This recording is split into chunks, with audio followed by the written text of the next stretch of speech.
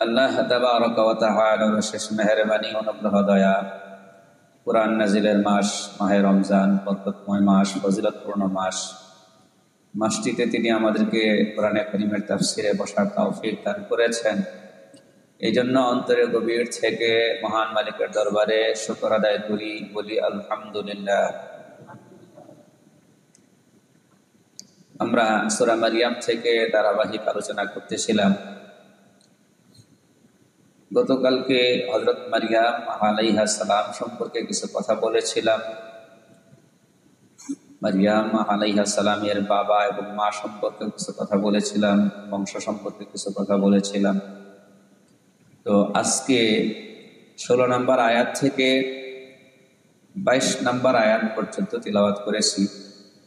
তো এই আয়াতগুলোতে যে কথাগুলো এসেছে প্রথমে আমরা সেগুলো আলোচনা করে নেব। এরপরে কোরআনে কারিমের যে বর্ণনা শৈলী, সেখান থেকেও কিছু দরকারি কথা আমরা ইনশাআল্লাহ পেয়ে যাব, সেগুলো আলোচনা করব। তাফসীরের কিতাব গুলোতে যা এসেছে, তো মারইয়াম আলাইহিস সালামের বয়স তখন 13 কি 15। ওই সময়টাতে তিনি একদিন ইবাদত করতেন বাইতুল মুকাদ্দাসেরই একটি নির্দিষ্ট কক্ষে, সবসময় সেখানে ইবাদত করতেন। তো মসজিদ থেকে বের হয়ে কিছুটা পূর্ব দিকে সামান্য দূরে একটি জায়গায় তিনি গেলেন। কেন গেলেন সেই ব্যাপারে কোরআন সুস্পষ্ট কিছু বলেনি। তাফসীরের কিতাবে কয়েক রকম কথা এসেছে। তো একটি মত এরকম আছে যে তিনি প্রথমবারের মতো ঋতুমতী হয়েছিলেন এবং ঋতু থেকে তিনি পবিত্র হয়েছেন, গোসল করার জন্য সেই জায়গায় গিয়েছেন, এমন একটি মত আছে। তো সেখানে তিনি অবস্থান করছিলেন কিছুক্ষণ।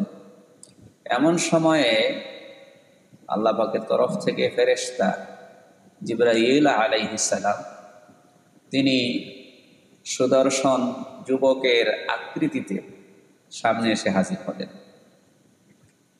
মারইয়াম আলাইহিস সালাম কঠিন পরীক্ষায় পড়ে গেলেন যে একজন যুবক মানুষ, আমি একা একজন মেয়ে মানুষ এই জায়গায় আছি, সে আমার সামনে হাজির হয়ে গেল। তিনি ভয় পেয়ে গেলেন, ঘাবড়িয়ে গেলেন। তো তিনি তখন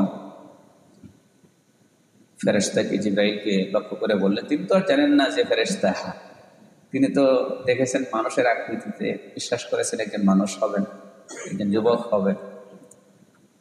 তিনি বললেন, তুমি যদি আল্লাহকে ভয় করো, তোমার অন্তরে যদি আল্লাহর ভয় থাকে, রহমানের ভয় থাকে, তাহলে আমি আল্লাহর কাছে তোমার কাছ থেকে আশ্রয় চাচ্ছি, পানা চাচ্ছি, তুমি আমার কোনো ক্ষতি করো না।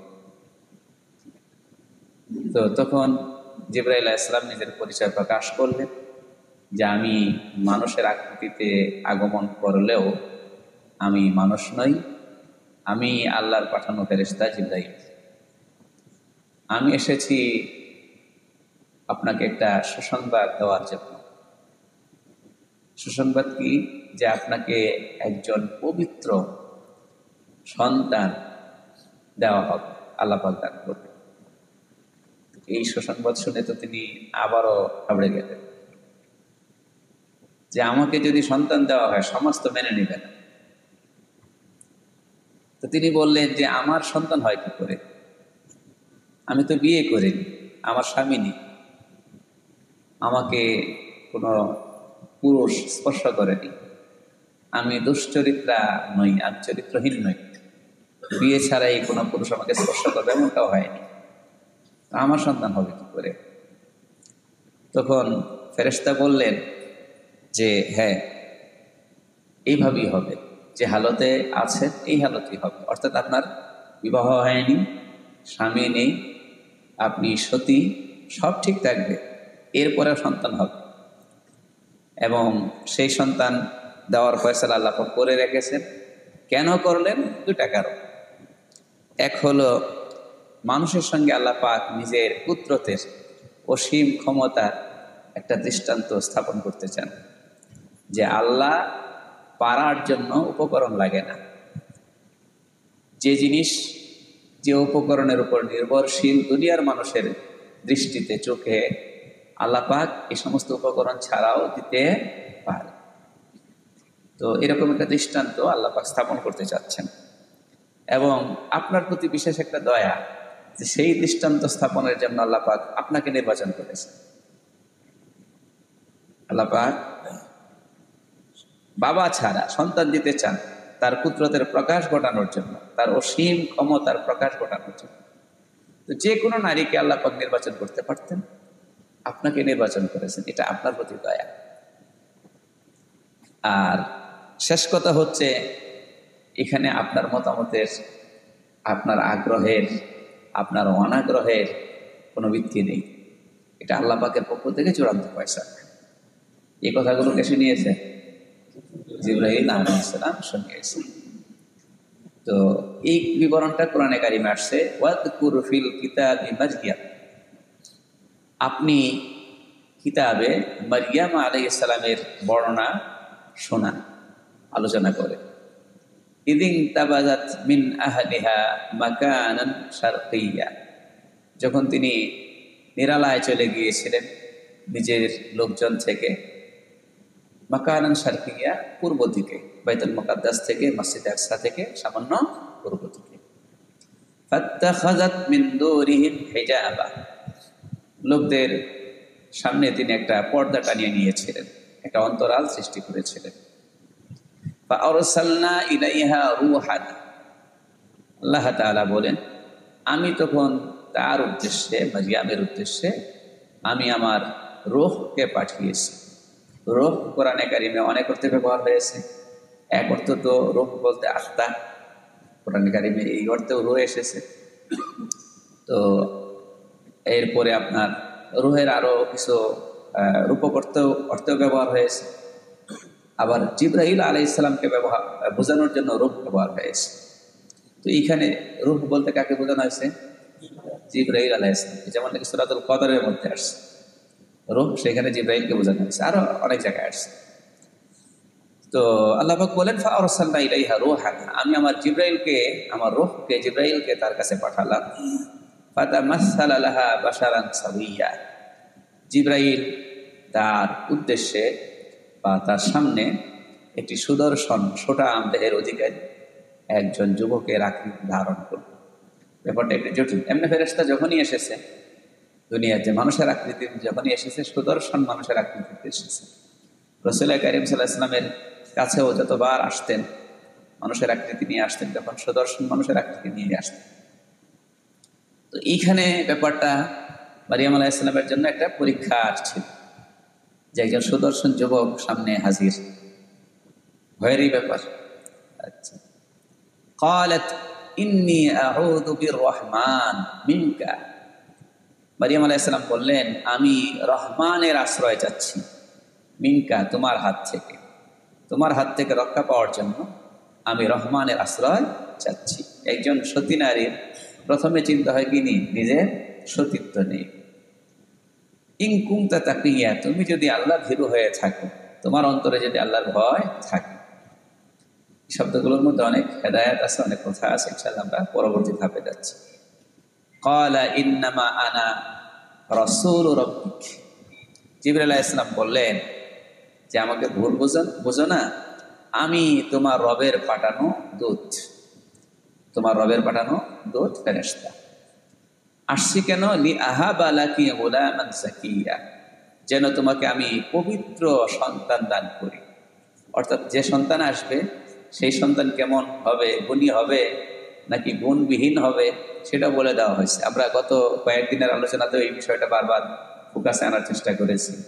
সন্তানকে হওয়া লাগে, গুণী হওয়া লাগে। আমরা যখন আল্লাহর কাছে চাইবো, কি চাইবো? গুণী সন্তান চাইব। আর আল্লাহ যখন অনুগ্রহ করে দেবেন তখন কি দিবেন?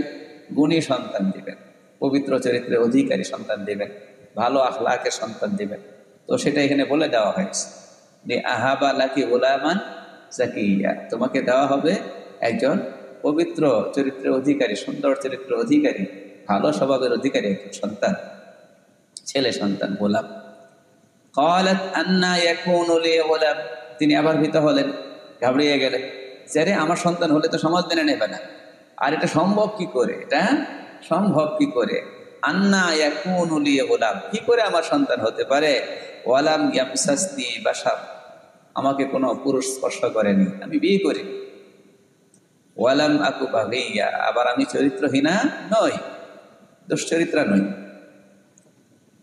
ক্বালা কাযালিক, আল্লাহ বললেন এভাবেই হবে, এই হালতেই হবে, অর্থাৎ যে হালতে এখন আছো ওই হালতে হবে, বিয়ে করতে হবে না, আবার চরিত্র নষ্ট করতে হবে না, যে হালতে আছো ওই হালতে সন্তান হবে। ক্বালা রাব্বুকি হুয়া আলাইয়া হায়্যিন, তোমার রব বলেছেন ব্যাপারটা তার কাছে একদম মামুলি, খুবই স্বাভাবিক। অর্থাৎ আল্লাহ ইচ্ছে করলে মা বাবা সহকারে, মা বাবার মাধ্যমে সন্তান দিতে পারে, আবার ইচ্ছে করলে মা বাবা ছাড়াও দিতে পারে। মা বাবা ছাড়া দিতে গেলে আল্লাহ পাকের একটু ব্যাক পাইতে হয় নাকি? হ্যাঁ, আল্লাহ যদি মা বাবা ছাড়া দেন তাহলে একটু ভোগান্তি আছে, ব্যাক পাইতে হয়, ঝামেলা পোহাতে, এরকম নাকি? হাইন, একদম মামুলি, একদম সহজ। ঠিক আছে, আচ্ছা। তো এখানে ব্যাপারটা হচ্ছে এরকম, আল্লাহ পাকের কুদরতের নিদর্শন স্থাপনের জন্য একদম বাবা এবং মা দুজন ছাড়াই মানুষ সৃষ্টি করেছেন। প্রথম মানুষ আদম আলাইহিস সালাম, তারপরে দ্বিতীয় ধাপে শুধু পুরুষের সম্পর্ক ছিল, নারীর সম্পর্ক ছিল না, একজনকে বানিয়েছেন, সৃষ্টি করেছেন, কে? হাওয়া আলাইহিস সালাম। নাকি পুরুষ বলতে তিনি বাবা ছিলেন না, সেটা ভিন্ন জিনিস, বাকি তার বাম পা ধরে হাড় নেওয়া হয়েছে না, কার? কি সেটা কি আজগবি কথা নাকি? আদম আলাইহিস সালামের বাম পাজরের হাড় নিয়ে কাকে বানানো হয়েছে? হাওয়া আলাইহিস সালামকে বানানো হয়েছে। সেটা তো আজগবি কথা না, এটা তো সহিহ হাদিস, বুখারীতে আসছে, মুসলিমে আসছে, অন্যান্য কিতাবে আছে। আচ্ছা, হ্যাঁ হ্যাঁ, এখানে কথা আছে, বলতেছি পরে। যেহেতু কথাটা উঠে গেছে, এখানে অনেকগুলো প্রশ্ন অনেকের থাকে যে প্রত্যেকের স্ত্রীকে কি স্বামীর বাম পাজরের হাড় থেকে বানানো হয়েছে কিনা। আচ্ছা, যদি সেটা হয়ে থাকে, যিনি অনেকগুলো বিয়ে করেছেন, 2টা বিয়ে করেছেন, 3টা বিয়ে করেছেন, 4টা বিয়ে করেছেন, আগের স্ত্রী মারা গিয়েছে অথবা মারা যায়নি, একসঙ্গে 3টা 4টা বিয়ে করেছেন, চাইলে থেকে তো 10টা বিয়ে করার কথা, আরো বেশি বিয়ে করার কথাও আছে। এক সাহাবী মুসলমান হয়েছেন, নবীদের কাছে এসে বলছেন যে ইয়া রাসূলুল্লাহ, আমি তো ইসলাম গ্রহণ করার আগে বিয়ে করেছিলাম 10টা স্ত্রী আছে, এখন কি করতে হবে? নবীজি বললেন হ্যাঁ, সর্বোচ্চ 4টার পারমিশন আছে, আর বাকিগুলো কি করতে হবে? বাকিগুলোর শেষ দেশ করতে হবে। কথা বুঝতে পেরেছেন? তো 10টা বিয়ে করেছে, তো 10টা বিয়ে করছে, পাঁচের হাঁটি তো সব শেষ হয়ে যাওয়ার কথা, কি বলেন? আর যে 4টা করে, 4টা তো খুব বেশি ছিল, বিশেষ করে আগের জামানায় বিয়ে একাধিক বিয়ের স্বাভাবিক আওয়াজ ছিল। এখনো আরবরা একাধিক বিয়ে করে স্বাভাবিকভাবে, আমাদের সমাজে হয়তো কম। তো এখন কি প্রত্যেকের এই জন্য, প্রত্যেক স্ত্রীর জন্য পাঁচের একটা করে হাড় নেওয়া হয়েছে? আচ্ছা, সেখানে আর এক প্রশ্ন জাগবে যে কোনো মহিলার যদি এমন হয় পরপর 3 স্বামীর সঙ্গে বিয়ে হয়েছে, এক স্বামীর সঙ্গে বিয়ে হয়েছে, ওই স্বামী মারা গিয়েছে অথবা তালাক হয়ে গিয়েছে, এরপর আর এক স্বামীর সংসার, সেখানেও কোনো সমস্যা হয়েছে, এরপর আর এক স্বামীর সংসার, তাহলে কার হাড্ডি নিয়ে বানানো হয়েছে? ওনার স্বামী তো 3জন বদল হয়েছে, কার হার নিয়ে? প্রশ্ন অনেকগুলো জাগবে কি জাগবে না? যে প্রশ্নগুলো থাকুক, আমি পরের উত্তর আয়াতটা শেষ করে ফেলি।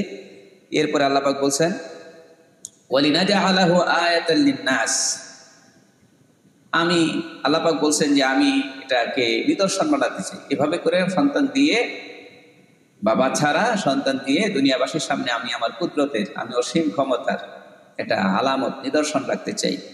ওয়া রাহমাতাম মিন্না, এবং আমার তরফ থেকে একটা দয়া। দয়াটা কেমনে বোঝাইছি তো, যেই জন্য আল্লাহ পাক যে কোনো নারীকে নির্বাচন করতে পারতেন, মারিয়ামকে নির্বাচন করেছেন, এটা মারিয়ামের জন্য এটা দয়া না আল্লাহর তরফ থেকে? ওয়া কানা আমরাম মাকদিয়া, আর আল্লাহর পক্ষ থেকে ফয়সালা চূড়ান্ত। সুতরাং আপনি অস্বীকৃতি জানানোর সুযোগ নেই, অনাগ্রহ দেখানোর সুযোগ নাই, যেটা হবার হয়ে গিয়েছে।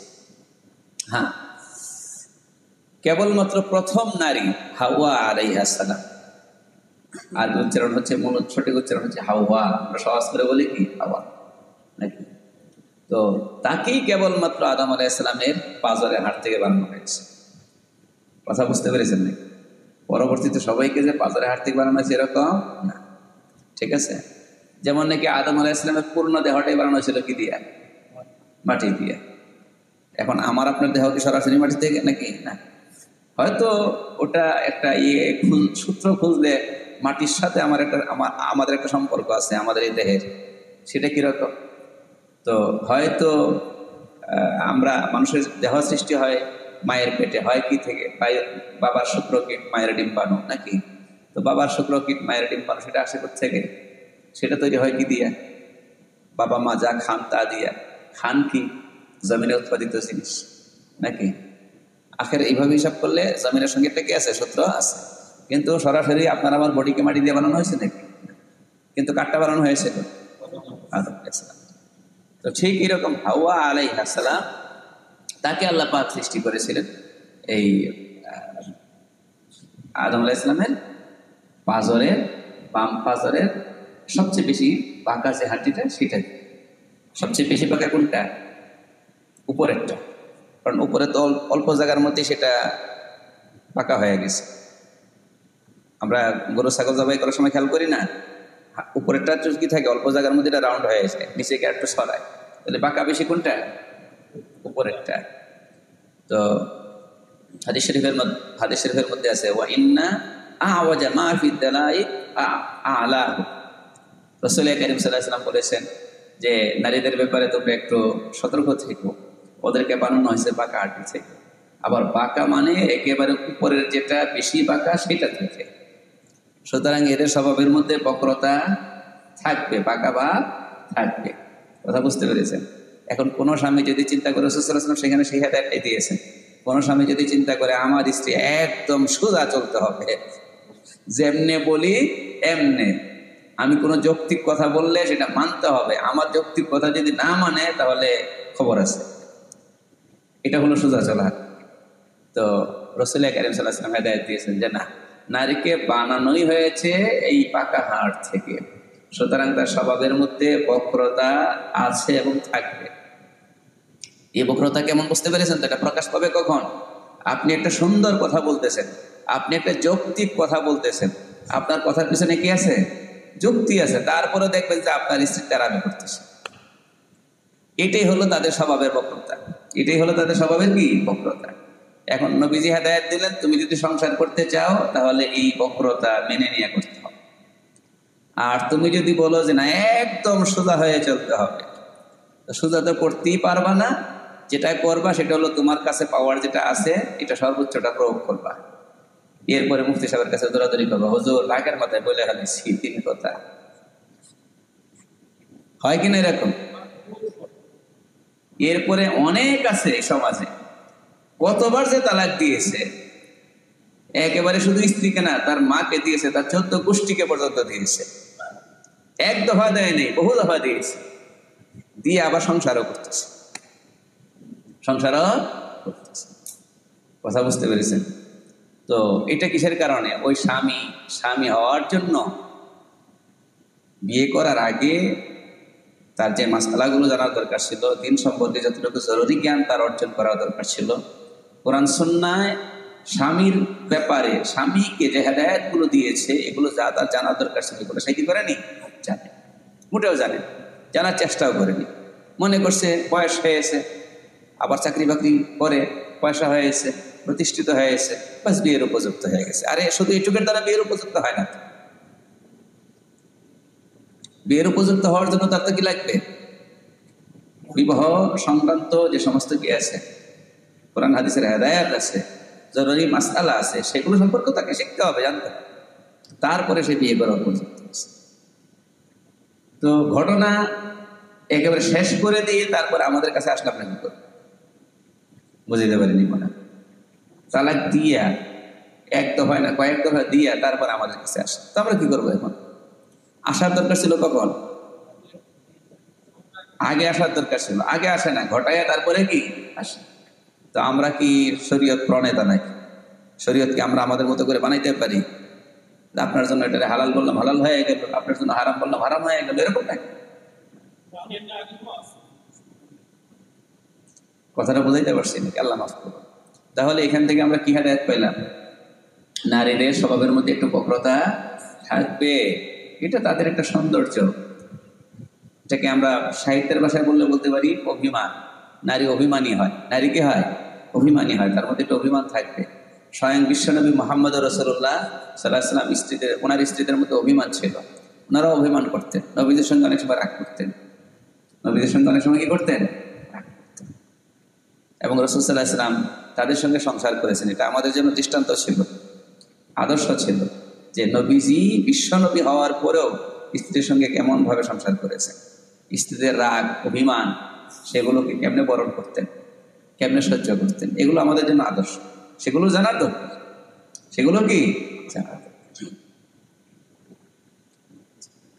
তো যাক, প্রসঙ্গত কথাগুলো বললাম। এবার আমরা শুরু থেকে আবার আসি। কোরআনে কারিমের যে বর্ণনা ধারা, বর্ণনা শৈলী, সেখানে অনেক কথা পাওয়া যায়। প্রথমে বলছেন কি আল্লাহ পাক, উযকুর ফিল কিতাবি মারইয়াম, আপনি কিতাবে মারইয়ামের আলোচনা করুন। উযকুর, জিকির থেকে, কি থেকে? জিকির থেকে। ছোট ছোট কথা, কিন্তু উপকার হবে ইনশাআল্লাহ। জিকির এর এক অর্থ হচ্ছে আলোচনা, জিকিরের এক অর্থ কি? আলোচনা। সেখান থেকে হচ্ছে মাজালিসুল যিকর, মাজলিসুল যিকর, জিকিরের মজলিস, জিকিরের মজলিস। আপনারা অনেক সময় জিকিরের মজলিসের ফজিলত হাদিসে শুনে থাকেন। এই জিকিরের মজলিস বলতে কোন মজলিসকে বোঝায়?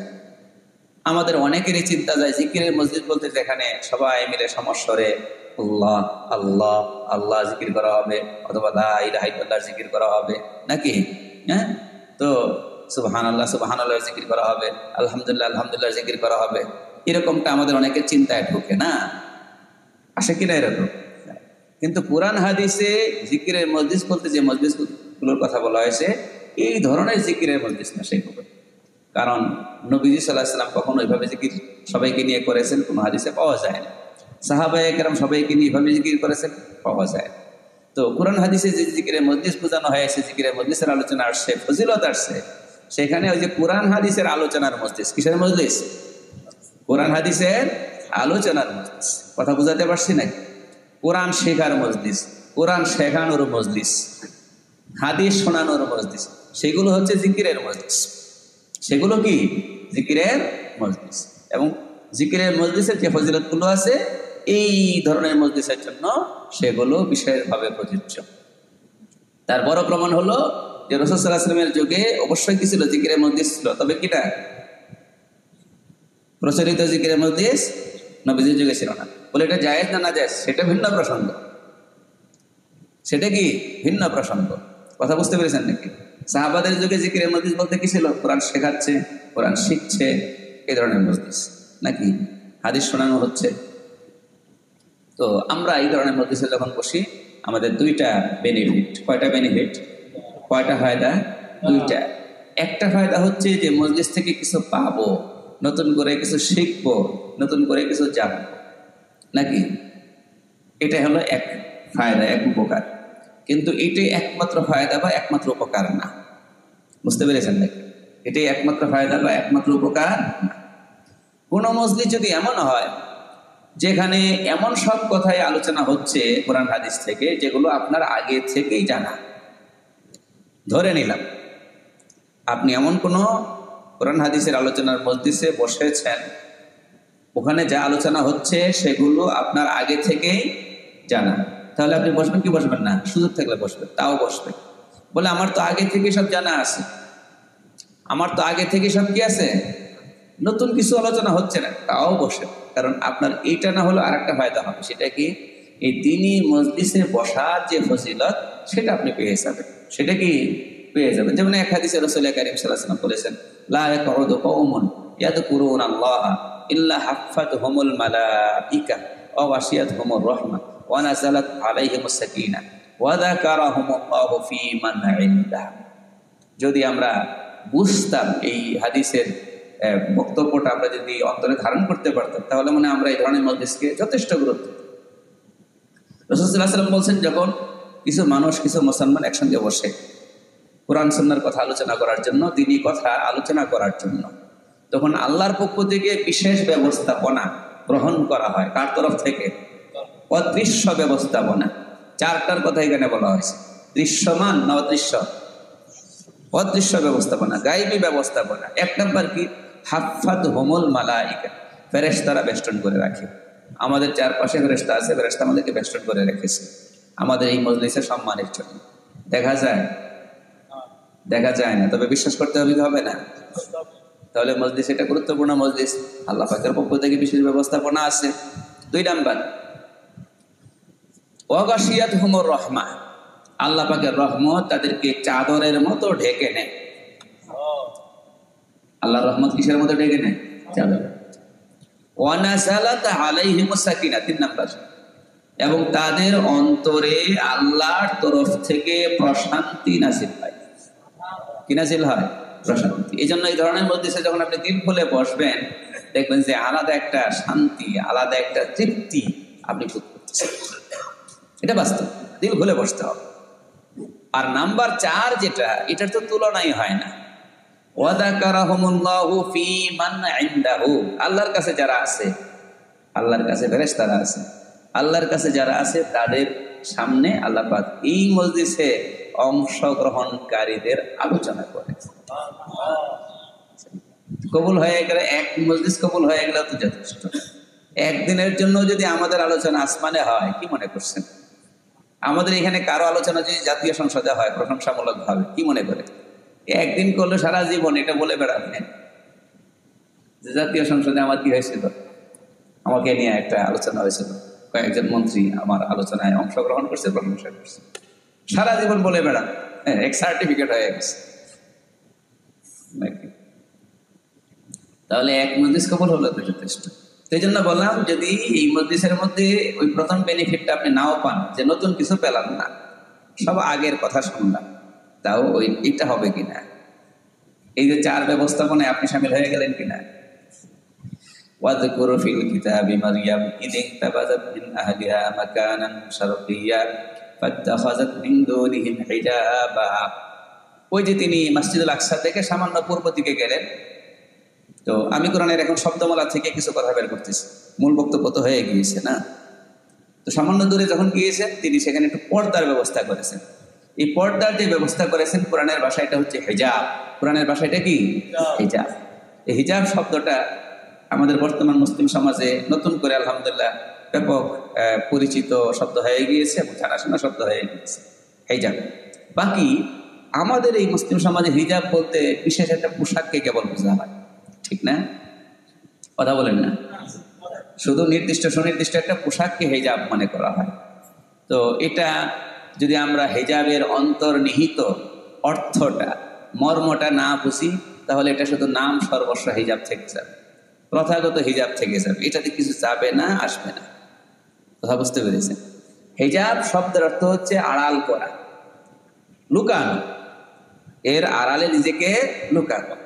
তো হিজাব তো হচ্ছে ওই পোশাক বা ওই ব্যবস্থা যেটার দ্বারা নারী নিজেকে বা নিজের সৌন্দর্যকে পরপুরুষ থেকে লুকাবে, সেটার নাম হিজাব। বোঝাতে পারিনি মনে? এটার উদ্দেশ্য কি? প্রত্যেকটা জিনিসের একটা উদ্দেশ্য আছে না? কথা বুঝাইতে পারছি না কি? প্রত্যেকটা জিনিসের কি আছে? উদ্দেশ্য তো আছে। আপনি যদি উদ্দেশ্যটা না বুঝেন, শরীয়ত বলছে মেসওয়াক করার জন্য, এখন আপনি এক মেসওয়াক সেই 3 মাস আগের থেকে ব্যবহার করতেছেন, এটা এই গন্ধ হয়ে গিয়েছে, এরপরে এই মেসওয়াকের সামনের যে অংশটা, মূল অংশটা যেটা দিয়ে আপনি দাঁতকে পরিষ্কার করবেন, সেটা হয়ে গিয়েছে একেবারে ওই যে পাটের আঁশের মতো নরম, আর আপনি খুব তৃপ্তি বোধ করতেছেন যে আমি মেসওয়াক করি। তো এই মেসওয়াক ব্যবহার করলে ফায়দা হবে? আরে কথা বলেন না। কারণ মেসওয়াক তো শুধু মেসওয়াক না, মেসওয়াকেরও তো একটা কি আছে? উদ্দেশ্য আছে। মেসওয়াক যখন এই মেসওয়াক আপনার দাঁত পরিষ্কার করবে, তখন না এটা মেসওয়াক। আপনি উদ্দেশ্য যদি না বুঝেন, আর যদি গঞ্জে আছে, এরকম মানুষ কিছু দেখা যায় বন্ধ করে এটা ব্যবহার করতেছে। তো প্রত্যেকটা জিনিসের একটা কি আছে? উদ্দেশ্য আছে, সেই উদ্দেশ্যকে সামনে রেখে কাজ করতে হবে। তো হিজাব এর মূল উদ্দেশ্য হচ্ছে নিজেকে আড়াল করার ব্যবস্থা, নিজেকে লুকানোর ব্যবস্থা। বুঝতে পেরেছেন নাকি? এখন আজকাল যে সমস্ত বোরকা পড়া হচ্ছে, যে সমস্ত, দেখেন বোরকাটা কি সুনির্দিষ্টভাবে কোরআনে আসছে? বোরকার কথা সুনির্দিষ্টভাবে বোরকার কথা আসেনি, হাদিসেও আসেনি। এর মানে কি তাহলে বোরকা বাদ দিয়ে দিব? সেটা না। কোরআনে আসছে হলো জিলবাবের কথা। জিলবাব সেই জামানায় ছিল লম্বা একটা বড় চাদর, এটা দিয়ে সারা শরীর ঢেকে ফেলতো একজন নারী, শুধু একটা চোখ খোলা রাখতো রাস্তা দেখার জন্য। এখন কেউ যদি বলে যে বোরকা কোরআনে নাই, পড়বো না, পড়েন, না পড়েন, অসুবিধা নেই, জিলবাব পড়ে, কোরআনে যেটা আছে সেটা পড়েন। কোনটা? জিলবাব। ঠিক আছে? এর বহু বছর জালাবিব, ইউদিনিনা আলাইহিন্না বিল জালাবিবিহিন, তো সেটা পড়েন। আসলে বোরকা উদ্দেশ্য না, জিলবাব উদ্দেশ্য না, উদ্দেশ্য হচ্ছে কি লুকানো। সেই বড় চাদরটাই পরবর্তী সময়ে মানুষ চিন্তা করলো যেটা যদি একটু সেলাই করে নেওয়া হয় তাহলে শরীরে রাখতে সুবিধা হবে। যেমন নাকি লুঙ্গি, আমরা এখন লুঙ্গি পরি কি সেলাই করে, রসুলের যুগে লুঙ্গি কি করা হতো না, সেলাই করে পরা হতো না। সেখানে পোশাকের স্বল্পতা ছিল, এই জন্য সেলাই করলে এটা নির্দিষ্ট হয়ে যায়, শুধু এই নিচেই পড়া যাবে লুঙ্গি হিসাবে। আর যদি ইয়া না করা হয়, কি জানি কই, সেলাই না করা হয়, তাহলে চাদরের মতো থাকবে। যদি একই রকম দুইটা হয়ে যায়, একটা নিচে পরবো, একটা গায়ে দিব, হয়ে গেল। আবার অনেক সময় দেখা যায় মহিলা পরা লাগতেছে, এটাই মহিলা পড়বে, নিজের গায়ে এটা পেঁচিয়ে নেবে। আবার মহিলাটা পুরুষে পড়তেছে, পোশাকের স্বল্পতা ছিল, এই জন্য সুনির্দিষ্ট করে ফেলতো না। কথা বুঝতে পেরেছেন না? তো পরবর্তীতে মানুষের কি আসছে, সুযোগ আসছে, প্রশস্ততা আসছে। এখন কি করে, লুঙ্গিকে একবার লুঙ্গির মতো করে সেলাই করে ফেলে। ওই অভাব নাই যে পুরুষেরটা কি করতে হবে, মহিলা করতে হবে, বা এইটাই কি করতে হবে, গায়ে জড়াইতে হবে নাকি। সেলাই করে কেন? সেলাই ছাড়া লুঙ্গি ধরে রাখা, লুঙ্গি দিয়ে সতর ঢাকা একটু কঠিন, সেলাই করা হলে তুলনামূলক কি হয়, সহজ হয়। বোঝেন নাই কথা? এই যে এখনই মনে হয় শুরু হয়েছে, লুঙ্গির মধ্যে উপর দিয়ে আবার প্লাস্টিক লাগাইতেছি, ইলাস্টিক নাকি, হ্যাঁ, যেন এটা গিরা দিতে না হয়। এটাও জায়েজ না জায়েজের কোনো প্রসঙ্গ না, যেভাবে মানুষের সুবিধা হয়। উদ্দেশ্য হলো নাভি থেকে নিয়ে হাঁটু পর্যন্ত, হাঁটুর নিচ পর্যন্ত যেন ঢাকা থাকে। তো পোশাক আপনি কোন আকৃতিতে সেলাই করবেন এইসব শরীয়ত বলে দেয় নাই, সেটা আর এক জিনিস। তাহলে নারীর জন্য হিজাব দরকার, হিজাব মানে নিজেকে লুকানোর জন্য ব্যবস্থা দরকার। সৌন্দর্যকে লুকাবে, সৌন্দর্যকে প্রকাশ করবে না। এখন অনেক বোরকা আপনারা বলেন এই উদ্দেশ্য পূরণ করে না উদ্দেশ্যের বিপরীত কাজ করে?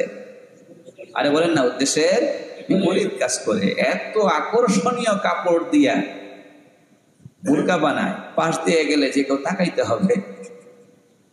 কথা বুঝতে পেরেছেন নাকি? উদ্দেশ্য বুঝছে নাকি? আল্লাহ মাফ করুন, বুঝতে হবে। ঠিক আছে, বোরকা হওয়া লাগবে ঢিলা ঢালা, বোরকা হওয়া লাগবে আকর্ষণবিহীন, যেন পরপুরুষের দৃষ্টিকে আকর্ষণ করে না, এরকম আকর্ষণ করে না এরকম পোশাক হওয়া লাগবে। যদি আকর্ষণ করে তাহলে উদ্দেশ্য পূরণ হয় নি। বুঝতে পারছি নাকি? হ্যাঁ, আচ্ছা। ইয়া আল্লাহ ইয়া কারীম, ওই যে তখন তো ওই কৌতুকের মতো হয়ে যাবে। ডাক্তারে বলছে রুটি কয়টা খান রাত্রে? কয়েছে 8-10টা খাই। না না, 8-10টা খাবেন না, 2টা খাবেন। কয়টা খাবেন? ওজন বেড়ে গেছে, ডায়াবেটিস, কয়টা খাবেন? 2টা। ঠিক আছে। তো পরবর্তী সাক্ষাতে বললো যে রুটি কমাইছেন তো? হ্যাঁ। কয়টা খান? 2টা খাই, তবে একটু বড় করে বানানো হয়, এক একটা 250 গ্রাম আটা দিয়ে বানানো। তাহলে 2টা হইলে হবে না কিছু? কথা বলেন না? আচ্ছা,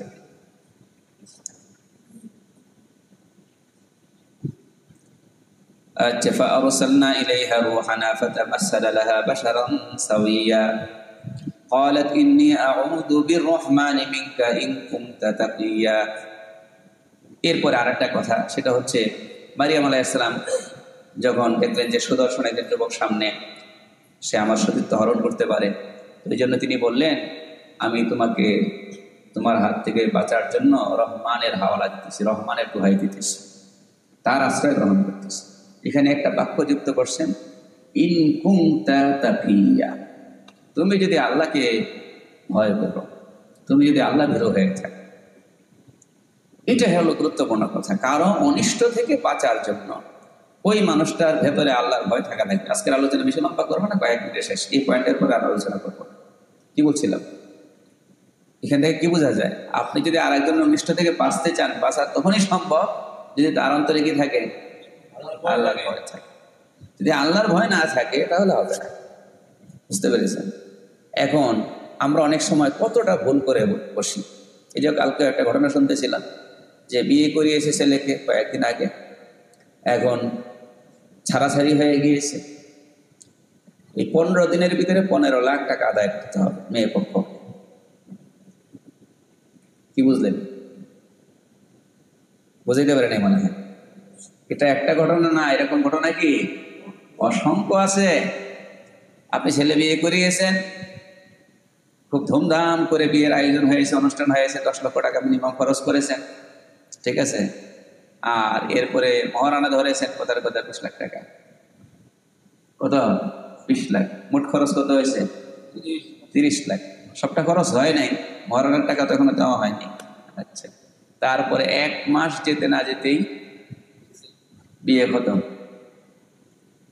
বিয়ে খতম। এবার মেয়ে পক্ষ আদালতে গেছে। আদালত তো তাদেরকে স্বাগত জানায়, মেয়ে পক্ষকে সবসময়। বুঝতে পেরেছেন নাকি? নারীরা খালি বললেই হয়তো অসুবিধায় আছে, এর বাকি ফরম্যাট তৈরি করা আছে। এইবার নারী নির্যাতনের মামলা হয়েছে। বুঝতে পেরেছেন? তো এরপর এখন মহারানার টাকা দিতে হবে। কত? এই 20 লাখ 20 লাখ দিতে হবে। তাহলে হলো কত এখন? আরে বলেন না, 30 লাখ। ইজ্জতও শেষ, ইজ্জত সম্মানও শেষ, ছেলের জীবন ও ভবিষ্যতের জন্য জটিল হয়ে গেল। একটা বিয়ে করা এখন সহজ না কঠিন? হ্যাঁ, যে কোনো জায়গা থেকে যদি তথ্য পাওয়া যায় যে আগের বউ থাকে নাই, তাহলে কোনো পরিবার সহজে মেয়ে দিবে না। আবার নগদ গেল কত? 30 লাখ। কেন গেছে? এই জন্যই আপনি এই ছেলেটা কতটা এই মেয়েটা কতটা নিরাপদ সেটা আপনি দেখেন নাই। আবার মেয়ে পক্ষ অনেক সময় ছেলেটা কতটা নিরাপদ সেটা দেখে নাই, দেখছে শুধু কি জানি ফ্যামিলি স্ট্যাটাসটা কি আছে, ছেলের ব্যাকগ্রাউন্ড কি আছে, ছেলের কেরিয়ার কি। বুঝতে পেরেছেন? ডিগ্রি আছে, বাহির থেকে ডিগ্রি নিয়ে আসছে, বড় পদে চাকরি করে, বড় চেয়ারে বসে, নাকি? এইগুলাই শুধু দেখেছেন। মেয়ের বাবা এই, মেয়ের ভাই সেই, নাকি? হ্যাঁ, মেয়েও এরকম সুন্দরী, এইগুলাই দেখেছেন। কিন্তু পাত্রপাত্রী নির্বাচনের সময় যে এইটাও দেখতে হয় যে এই মেয়েটা, আজকাল মেয়েদের দ্বারা ছেলেরা নির্যাতিত হচ্ছে কিনা, কথা বলেন। স্বামীর দ্বারা যেমন স্ত্রীরা নির্যাতিত হচ্ছে, এটাও সত্য, এটাও না হওয়া চাই, 100% না হওয়া চাই। ঠিক এর বিপরীতটাও কিন্তু এখন হচ্ছে। স্ত্রীদের দ্বারাও স্বামীরা কি হচ্ছে? নির্যাতিত হচ্ছে। এখন ছেলের জন্য যেন মেয়ে নিরাপদ হয়, মেয়ের জন্য যেন ছেলে নিরাপদ হয়।